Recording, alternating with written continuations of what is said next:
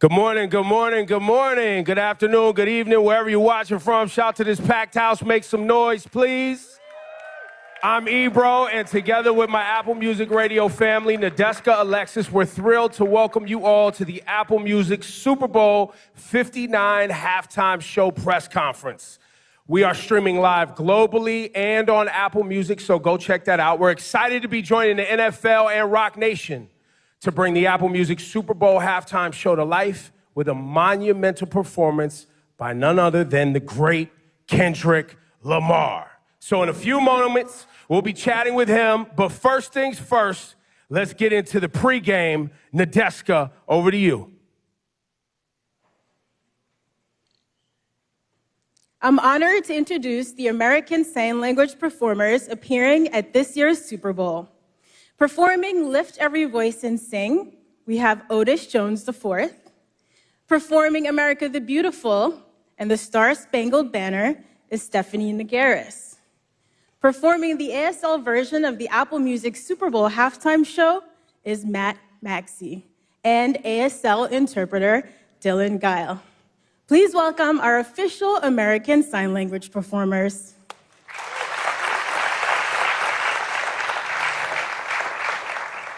Thank you all so much for joining us this morning. Thanks for having us. Now, to all of our viewers, I'm going to tell you that I'm sitting next to some very impressive humans right here, and you're going to find out why in just a minute.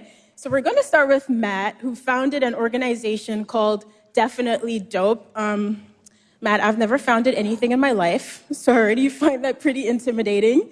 Can you tell us a little bit about your org? So Definitely Dope was an organization I started to try to bring culture together. I grew up not knowing sign language and not really seeing role models that looked like myself.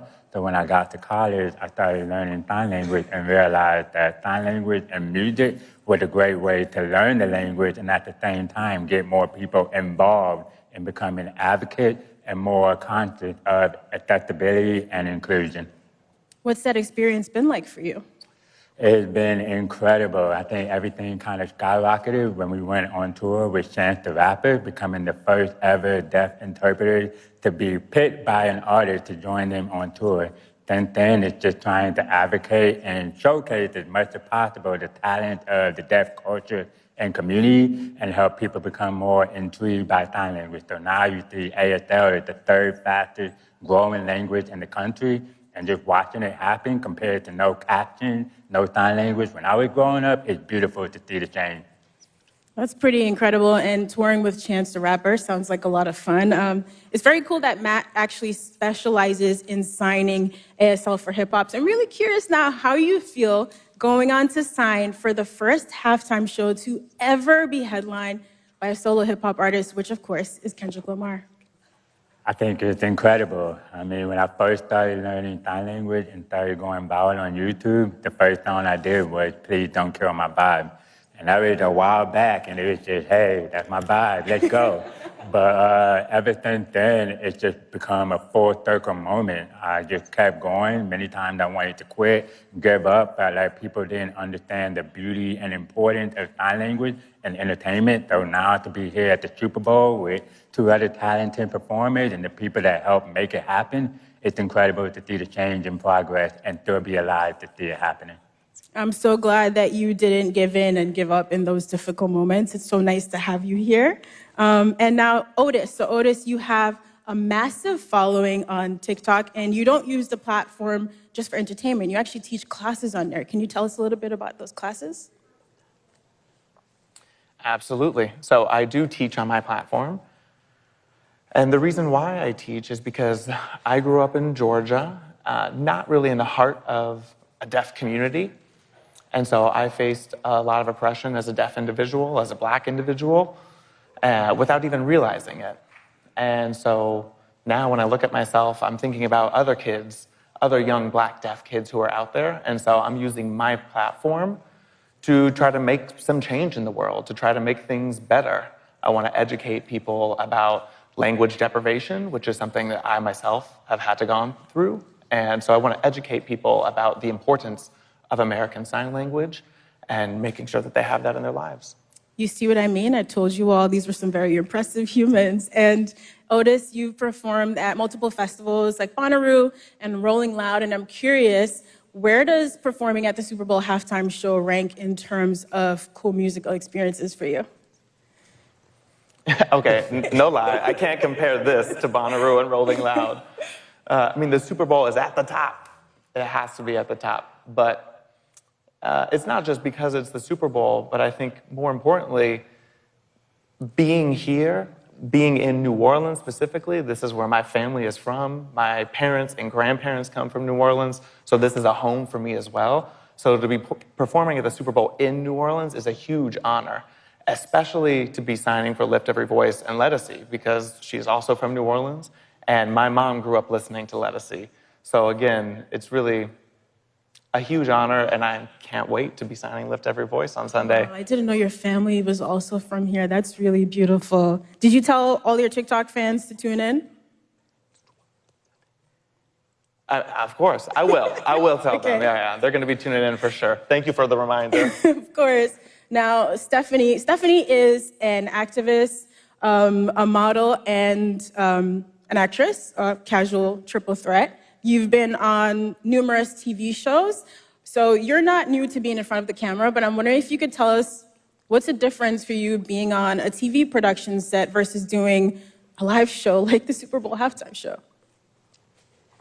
I mean, they're completely different because on a TV show, really, I feel like a very spoiled actress because if I mess up, I can just do another take. As soon as the director calls cut, I get another opportunity to do it. And so you can do it as many times as you want to make sure you get that perfect take. But for a live event like the Super Bowl, I mean, you get one shot. That's it. So that's huge for us performers. But it's really thrilling. It's exciting for us, and it's exciting for our community. We're just going to go out there and do our best. Yeah, you are. You seem to me like a one-take kind of girl. You got this. Now, Stephanie is also a founder, so she does have a company called Pepita Productions. Can you tell us a little bit about your company? Yeah, absolutely. So just for some context, Pepita is a small pumpkin seed. They're hard to crack, they're hard to break. And I think that's a good metaphor for our community.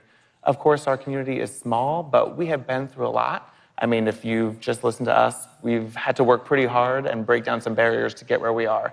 The world is not designed for us, and so we've had to work hard to break through and make it. My family is from Puerto Rico, so I identify as Latina, and I didn't really grow up seeing a lot of deaf Latina role models on the screen. And so growing up, I kind of decided, well, I had to create a future that I didn't know existed. And I think that's why I started Pepita Productions, to empower others and give deaf Latina children a role model, and Latino, and Latinx. And I think it's also important for parents that have deaf and hard of hearing children.